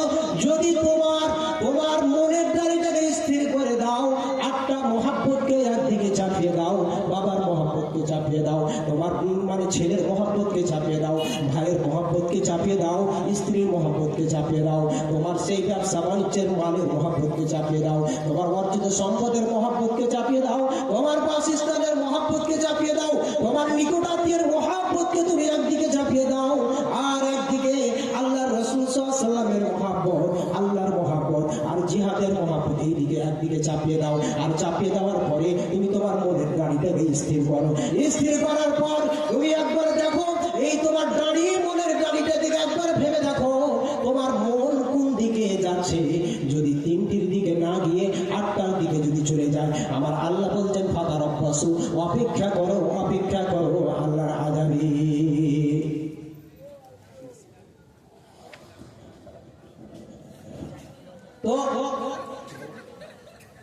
তো বলতেছিলাম যে আল্লাহ এবং আল্লাহর রাসূলকে ভালোবাসতে হবে। মহিলার কানে এই খবরটা যে পৌঁছে গিয়েছে যে আমি যদি আজকে আমার স্বামীর জন্য রাসূল সাল্লাল্লাহু আলাইহি ওয়াসাল্লামের ব্যথার চেয়ে যদি স্বামীর জন্য বেশি ব্যথা অনুভব করি, যদি আমার ছেলে শহীদ হয়েছে এই ব্যথা যদি বেশি অনুভব করি, যদি আমার ভাই শহীদ হয়েছে এই ব্যথা যদি বেশি অনুভব করি, তাহলে তো রাসূল সাল্লাল্লাহু আলাইহি ওয়াসাল্লামের ভালোবাসা কোথায়? আমি তো রাসূল সাল্লাল্লাহু আলাইহি ওয়াসাল্লামকে ভালোবাসতে পারলাম না। এই ছিল সাহাবীদের ভালোবাসা। এইভাবে সাহাবীরা রাসূল সাল্লাল্লাহু আলাইহি ওয়াসাল্লামকে ভালোবাসতেন, আল্লাহর রাসূলকে এইভাবে ভালোবেসেছেন। আজকে আমরা ভালোবাসা থেকে অনেক দূরে সরে রয়েছি। বলবেন মৌলভী সাহেব, আজকে বর্তমানে আমরা কিভাবে রাসূল সাল্লাল্লাহু আলাইহি ওয়াসাল্লামকে ভালোবাসবো? আজকে রাসূল সাল্লাল্লাহু আলাইহি ওয়াসাল্লাম তো আমাদের মাঝে নেই যে রাসূল সাল্লাল্লাহু আলাইহি ওয়াসাল্লামকে ডেকে একটু ভালো মন্দ খাওয়াবো, রাসূল সাল্লাল্লাহু আলাইহি ওয়াসাল্লামের জন্য একটু ব্যথায় ব্যথিত হবো, আমরা কিভাবে সেটা দেখাবো? জি, আপনি দেখাতে পারবেন। তার জন্য রাসূল সাল্লাল্লাহু আলাইহি ওয়াসাল্লামকে বেঁচে থাকার প্রয়োজন নেই, আপনি তার জন্য ভালোবাসা দেখাতে পারবেন। আপনাকে আমি সেটা একটু পরেই বলছি। তার আগে আপনাকে আর একটা ঘটনা শোনাই, রাসূল সাল্লাল্লাহু আলাইহি ওয়াসাল্লামকে সাহাবীরা কতটা ভালোবেসেছিলেন। বন্ধুরা আমার, উনি একটা যুদ্ধ হবে, সেই যুদ্ধের মাঠে আল্লাহর রাসূল সাল্লাল্লাহু আলাইহি ওয়াসাল্লাম সাহাবীদেরকে ডাক দিয়েছেন, ও আমার সাহাবীরা, তোমরা মাল সম্পদ জমা করে যাও, আর তোমাদের যুদ্ধের মাঠে যেতে হবে, তার জন্য তোমাদের নামগুলোকে নথিভুক্ত করে যাও। আল্লাহর নবীকে এইভাবে ডাক দিয়েছেন, সাহাবীরা আসছেন, নিজের নাম লিখাচ্ছেন, এইভাবে করে আবু বকর, ওমর, উসমান, এইভাবে অন্যান্য সাহাবীরা এসে এসে আল্লাহর নবীর মানে খাতায় নাম লিখাচ্ছেন। হে আল্লাহ পাকের রাসূল, আমার নামটা লিখে নিন। হে আল্লাহ পাকের রাসূল, আমার নামটা নথিভুক্ত করে নিন। আর আল্লাহ পাকের রাসূল, এই মালগুলো আপনি নিয়ে নিন। যুদ্ধের মাঠে যেতে হবে, অনেক সরঞ্জাম লাগবে, অনেক কিছু কিনতে হবে, অনেক অস্ত্র কিনতে হবে, যাতায়াত খরচ রয়েছে। হে আল্লাহ পাকের রাসূল, এইগুলো আমি দিয়ে দিলাম। এইভাবে করে সাহাবীরা যেন দিতেই থাকতেন। বন্ধুরা আমার, একজন মহিলা একটা দুধের বাচ্চাকে কোলে করে নিয়েছে, আর নিয়ে আল্লাহর রাসূল সাল্লাল্লাহু আলাইহি ওয়াসাল্লামের কাছে গিয়ে আল্লাহর নবীকে গিয়ে বলছেন, হে আল্লাহ পাকের রাসূল, আমি আমার এই ছোট্ট দুধের বাচ্চাটিকে নিয়ে এসেছি, আপনি দয়া করে এই বাচ্চাটিকে গ্রহণ করে নিন, এই বাচ্চাটিকে আপনি নিয়ে নিন। আল্লাহর নবী মহিলার দিকে তাকাচ্ছেন আর বলতেছেন, তোমার মাথা কি ঠিক আছে? ও মহিলা, তোমার মাথা কি ঠিক আছে? যুদ্ধের মাঠটা তো খেলার মাঠ নয়, সেখানে বর্ষা ধরতে হবে, যুদ্ধের মাঠে তরবারি চালাতে হবে, যুদ্ধের মাঠে তীর চালাতে হবে, যুদ্ধের মাঠটা তো খেলার মাঠ নয়, এখানে অস্ত্রের খেলা চলবে, কাফেরদের বিরুদ্ধে মোকাবেলা করতে হবে, এটা তো খেলার মাঠ নয়। ও মহিলা, তোমার ব্রেন তো ঠিক আছে, তোমার বুদ্ধি ঠিক আছে। মহিলা বলছেন, আল্লাহ পাকের রাসূল, আমার ব্রেন ঠিক আছে, আমার বুদ্ধিও লোপ পেয়ে যায়নি, আমি জ্ঞান সম্পন্ন একজন মহিলা, আমার জ্ঞানও ঠিক আছে। আল্লাহ পাকের রাসূল, আমার সবই ঠিক আছে, আমি জানি আমার ছেলে যুদ্ধের মাঠে তরবারি চালাতে পারবে না, আমার ছেলে যুদ্ধের মাঠে তীর চালাতে পারবে না, আমার ছেলে যুদ্ধের মাঠে তরবারি চালাতে সক্ষম হবে না, আমার ছেলে যুদ্ধের মাঠে ঢাল ধরতে পারবে না, আমি জানি। হে আল্লাহ পাকের রাসূল, তবে আমার এটা বিশ্বাস রয়েছে, আমার ছেলে যুদ্ধের মাঠে তো ঢাল হতে পারবে। হে আল্লাহ পাকের রাসূল, কাফেররা যখন আপনাকে নিশানা করে, কাফেররা আপনার দিকে নির্দিষ্ট করে যখন তীর চালাবে, কাফেররা আপনাকে নিশানা করে তরবারি চালাবে, দূর থেকে যখন তীর চালাবে, হে আল্লাহ পাকের রাসূল, আপনি আমার ছেলেটাকে আপনার সামনে ধরে নিবেন, আমার ছেলেটাকে আপনার সামনে ঢাল হিসাবে ব্যবহার করবেন, আমার ছেলের শরীরে তীরগুলো বিদ্ধ হবে, আপনি বেঁচে যাবেন, আমি গর্ববোধ করব। আমার ছেলে যদি শহীদ হয়ে যায়, আমি কিয়ামতের মাঠে গর্ববোধ করব। আমি সাময়িকভাবে যদিও কষ্ট পাই, আমার কলেজের টুকরা, আমি যাকে দুগ্ধপান করিয়েছি, আমার স্থানে মুখ লাগিয়ে আমার এই কলেজের টুকরা শহীদ হয়ে যাবে, আমি সাময়িকভাবে পৃথিবীতে যদিও কষ্ট পাই, তারপরেও সেই কষ্টটাকে আমি চাপা দিয়ে, আমি কষ্টটাকে সুখের তলে চাপা দিয়ে আমি এই বলে গর্ববোধ করব, আমার নবী তো সুরক্ষিত থেকে গেছেন, আমার ছেলেকে ঢাল হিসাবে ব্যবহার করে আমার নবী তো সুরক্ষিত থেকেছেন। কাল কিয়ামতের মাঠে আমি এই নিয়ে গর্ববোধ করব, আমি হলাম একজন শিশু শহীদের মাতা। এই ছিল রাসূল সাল্লাল্লাহু আলাইহি ওয়াসাল্লামের সাহাবা সাহাবীদের ভালোবাসা। আল্লাহ রাসূলকে বাঁচাবার জন্য, আল্লাহ রাসূলের দেহকে সেফ রাখার জন্য তিনারা নিজের জীবনকে ছোট বাচ্চাদেরকেও দিতে ইতস্তত বোধ করেননি। আল্লাহ রাসূল যদি সেফ থাকেন, এটাই হচ্ছে তাদের ভালোবাসা। কিঞ্চিত পরিমাণ রাসূল সাল্লাল্লাহু আলাইহি ওয়াসাল্লামের তারা কষ্ট পাবে এইরকম কখনো ভাবেনি। নিজের জীবন চলে যাক, রাসূল সাল্লাল্লাহু আলাইহি ওয়াসাল্লাম সুরক্ষিত থাকবেন, এটাই সাহাবীরা চেয়েছেন। বন্ধুরা আমার, সাহাবীরা আল্লাহ রাসূলের কাছে এসে বলছেন, আল্লাহ পাকের রাসূল, একদিন হযরত আবু বকর এসে বলছেন, হে আল্লাহ পাকের রাসূল, আপনাকে আমার জান থেকে আমি আপনাকে ভালোবাসি। আল্লাহ পাকের রাসূল, এইভাবে সাহাবীরা এসে বলতেন, আমাদের জানের থেকে আপনাকে বেশি ভালোবাসি, আমরা জান দিয়ে দিব প্রয়োজনে আপনার জন্য, আপনি কিঞ্চিত পরিমাণ কষ্ট বোধ করবেন না। বন্ধুরা আমার, সাহাবীরা এতটা ভালোবেসেছিলেন আল্লাহ রাসূলকে, জাঙ্গে উহুদের মাঠে এমন একটা অবস্থা দেখা দিল, বিভিন্ন সাহাবীরা বিভিন্ন দিকে ছুটতে লেগেছে, আল্লাহ রাসূল সাল্লাল্লাহু আলাইহি ওয়াসাল্লাম একা।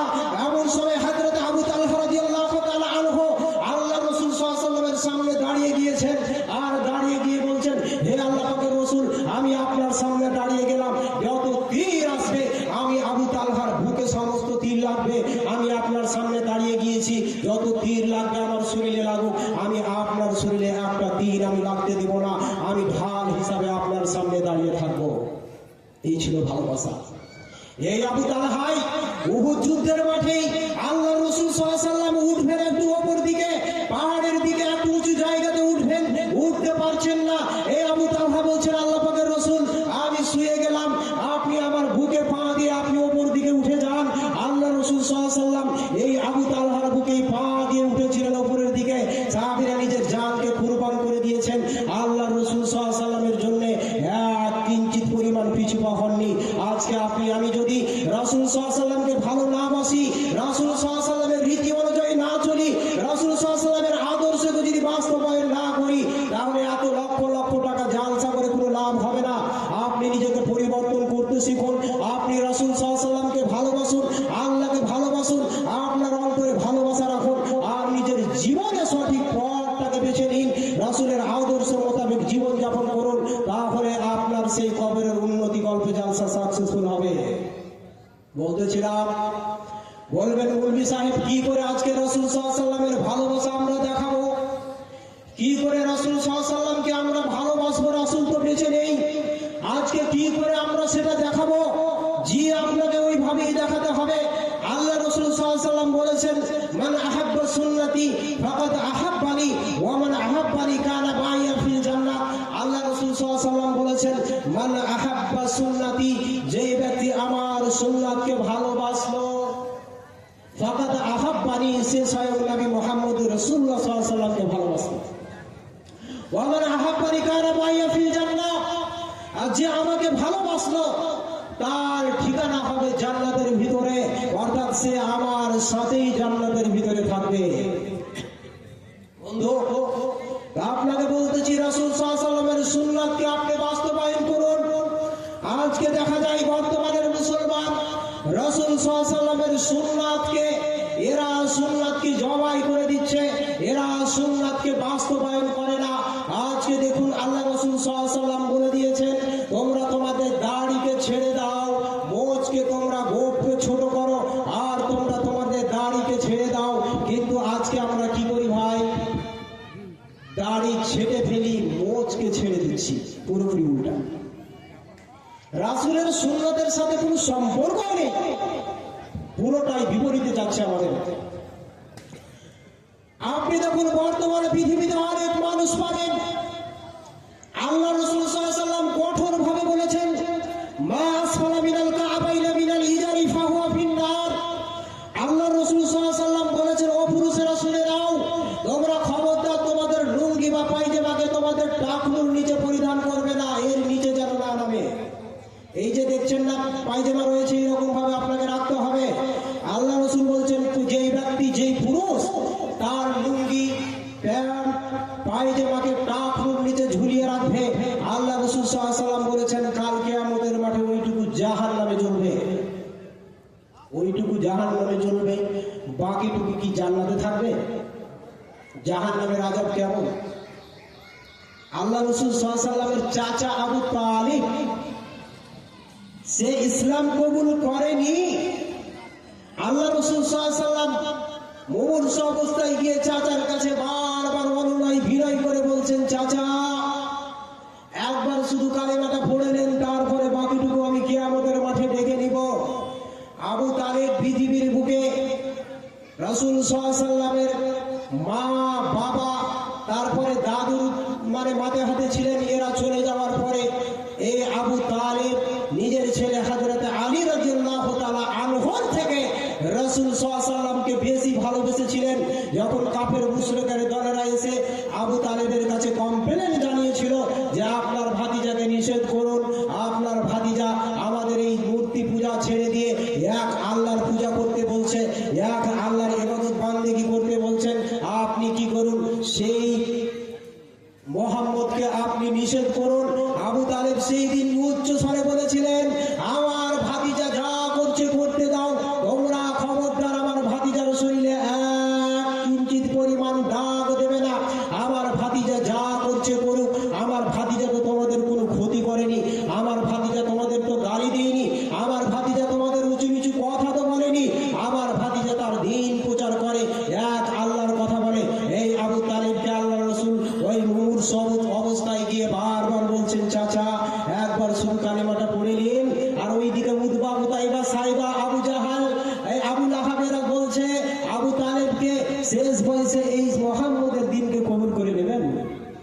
বাপ দাদার ধর্ম ছেড়ে দিয়ে মোহাম্মদের দিনকে শেষ বয়সে কবুল করবেন। আবু তালেব ইচ্ছা যাচ্ছে কালেমা পড়েনি, আবার যখন ওই মুশরিকের দলেরা বলছে তখন আবার পিছনে ঘুরে যাচ্ছে। শেষে মৃত্যু হয়ে গেল, দুনিয়া ছেড়ে চলে গেলেন। আল্লাহ রাব্বুল আলামিন নবী মুহাম্মদকে বলেছিলেন, হে মুহাম্মদ সাল্লাল্লাহু, আমি কথা দিচ্ছি কাল কিয়ামতের মাঠে তোমার চাচা আবু তালিবকে সব থেকে হালকা আযাবটা দেওয়া হবে। যে আযাবটা হচ্ছে তাকে দুটো জুতা দেওয়া হবে, জাহান্নামের আগুনের তৈরি জুতো। ওই জুতো যখন আবু তালেবকে পরানো হবে, জাহান্নামের আগুনের যে এতটাই তেজ, যখন পায়ে পরানো হবে মাথার মগজগুলো টকবক টকবক করে ফুটবে। যেমন মা বোনেরা ভাত রান্না করার সময় পানি যখন একেবারে উত্তপ্ত হয়ে যায়, ভাত যখন প্রায় হওয়ার দিকেই চলে এসেছে, তখন যেন এইভাবে টপ টপ টপ টপ করে যেন পানি যেন ফুটতে থাকে, ওই রকম ভাবে মাথার মগজ যেন ফুটবে। আপনাকে বলতেছি, কি বলতেছিলাম, যে আবু তালেবকে এই যেন শাস্তি দেওয়া হবে। তো বন্ধুরে আমার, তো আল্লাহ রাসূল সাল্লাল্লাহু আলাইহি ওয়াসাল্লাম বলছেন, মা আসফালা মিনাল কাবাইনি মিনাল ইজারি ফাহুয়া ফিন্নার। তো পুরুষেরা শুনে নাও, তোমরা তোমাদের কাপড় পায়জামা লুঙ্গিকে টাকলু নিচে পরিধান করবে না, তোমরা সেটাকে ওপরে পরিধান করো, কারণ কিয়ামতের মাঠে এটা তোমাদের জাহান্নামে জ্বলবে। তো জাহান্নামের আযাব কত কঠিন আপনাদের সেটা দেখালাম। বন্ধু, আপনি রাসূলের সুন্নাতকে জীবনে বাস্তবায়ন করুন। আজকে দেখুন পৃথিবীতে যত নারী রয়েছে, অধিকাংশ নারীকে দেখা যায় পুরুষেরা তাদের রাস্তা পরিষ্কার করে চলে যায়, সেইভাবে যাচ্ছে। আর নারীরাকে দেখা যাচ্ছে তারা তাদের টাকুর উপরে পায়জামা বা প্যান্টকে পরছে। তার মানে পুরোপুরি বিপরীত, তারাও তার সুন্নাতকে পালন করছে না, আর এই পুরুষেরাও সুন্নাতকে পালন করছে না। আজকে রাসূলুল্লাহ সাল্লাল্লাহু আলাইহি ওয়াসাল্লামের সুন্নাতকে আজকে আমরা কবর দিয়ে দিয়েছি। রাসূলের ভালোবাসা কি করে আমরা করব? রাসূলকে কিভাবে ভালোবাসবো? রাসূলের সুন্নাতকে একেবারে আমরা ছেড়ে দিয়েছি। আমরা দুনিয়া নিয়ে এতটাই মেতে গিয়েছি। বন্ধু, আল্লাহ রাসূল সাল্লাল্লাহু আলাইহি ওয়াসাল্লাম বলেছেন, হে পৃথিবীর লোক সকল শুনে নাও, আমার সুন্নাতকে যদি তোমরা জারি না রাখো পৃথিবীতে, আমার সুন্নাত নিয়ে যদি তোমরা কবরে না যাও, তাহলে কবরের আযাব তোমাদেরকে ছেড়ে দিবে না। আপনার মুখে যদি দাড়ি না থাকে, আপনি যদি কবরে যান, আপনার কবরের ফেরেশতারা আপনাকে যে গুঁতা দিবে, আপনি তখনই বুঝতে পারবেন যে কি অবস্থা। বন্ধু, তো যাই হোক, বক্তা সাহেব চলে এসছেন, আমি আর কিছু বলতে চাইছি না। আমি আমার ক্ষুদ্র জ্ঞানে আমি যেইটুকু কথা, যেইটুকু বক্তব্য আপনাদের সঙ্গে পেশ করলাম, আল্লাহর কাছে দোয়া করি, মাবুদ আমাদের প্রত্যেককেই আমরা যেন এর প্রতি আমল করতে পারি। আল্লাহ আমাদের এই তৌফিক দান করে সকল ভরা আমিন। আমার ভাষার দিক দিয়ে বলার মাধ্যমে ভুল ত্রুটি হলে, ভাষাগত দিক দিয়ে ভুল ত্রুটি হলে ক্ষমা করবেন। কোরআন হাদিসের আলোচনা করতে গিয়ে কিছু মিস্টেক হয়ে গেলে সেটা পরবর্তীতে ধরিয়ে দিবেন, আমি গর্বিত হব। আল্লাহ রাব্বুল আলামিন আমাদের প্রত্যেককেই যা আলোচনা শুনলাম এবং যা আলোচনা শুনবো, এর প্রতি আমাদের প্রত্যেককে আমল করার তৌফিক দান করেন। সকল আমিন। আসসালামু আলাইকুম ওয়া রাহমাতুল্লাহি ওয়া বারাকাতুহু।